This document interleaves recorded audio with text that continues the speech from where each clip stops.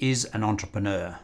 For these two lectures, I will describe them as people who recognise, explore and exploit business opportunities, something you might do as part of your horticultural business. Hi, my name is Dr. David Monkton, Lecturer Agribusiness, University of Tasmania. I've prepared this lecture based on material supplied by Dr. Greg Clydesdale, Senior Lecturer, Lincoln University, New Zealand. If you're going to start a business, you must keep in mind what business is all about.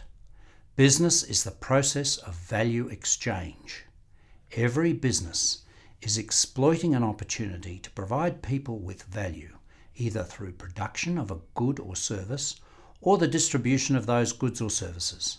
This leads us to three entrepreneurial pathways: arbitrage, speculation, and production. Arbitrage is what we do when we export agricultural products from Australia, where it is relatively plentiful and cheap, to countries where it is less plentiful, and we can achieve a higher price. Speculation is what you see when someone buys an orchard at the edge of the city limits, knowing that with urban expansion in 10 years' time, the land will be rezoned urban and can be subdivided and will be worth much more. The third pathway is production, which is what our farmers and horticulturalists do. We will talk more about opportunity recognition in our module on creativity, but now we are going to talk about the entrepreneurship process as described by Mahesh Bhave in an influential academic paper published in 1994.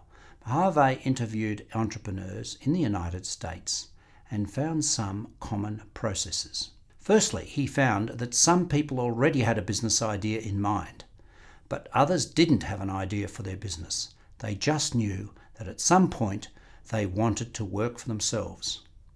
I wonder if you fit into either of these categories. Do you know what business you want to get involved in? Or is it that you want to work for yourself, but you have not yet found a good idea? For the entrepreneurs that Bhave interviewed, 41% had the idea first, while 59% said they had to find the idea after they decided to start a business. An important part of finding a good idea is working out which idea matched the capabilities of the entrepreneur. Herein lies an important warning. If you enter a business or industry of which you have limited experience, you are more likely to fail. In looking for an opportunity, you're looking at whether a need exists in the marketplace. Can your business provide the value to meet that need? If so, an opportunity may exist for you to start a business.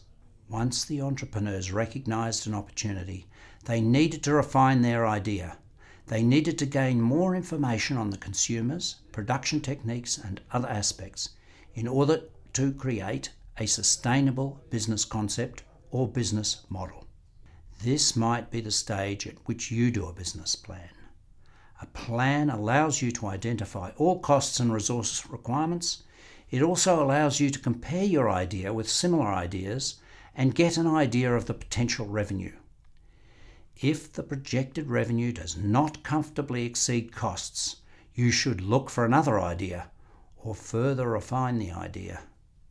If the profitability looks good and the demands on you personally are not extreme, you may go ahead and physically create the business. That means buying or renting plant, machines, and land. It involves hiring staff and buying inputs. It also involves educating the market about the benefits of your product, and that can take some time. In business, we frequently speak of a J-curve when starting a business. That is, initially the business takes a loss and it can take time before the business becomes profitable. As the graph indicates, entrepreneurs can sometimes be too optimistic about how long it takes to make a return. Investors with experience are normally more realistic. The J-curve is normally linked to high-tech industries, but it is also relevant to industries like horticulture, in which a large investment in labour, plants and other expenditure is necessary before you earn money from the harvest. This means when you do your budget and business plan, You must not just budget for the costs of setting up your business, you must also budget so that you can pay for your expenses before you get your return.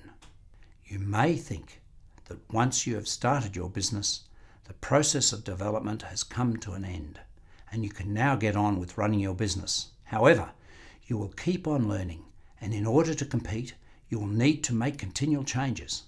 Customer feedback is an important source of learning and competitiveness.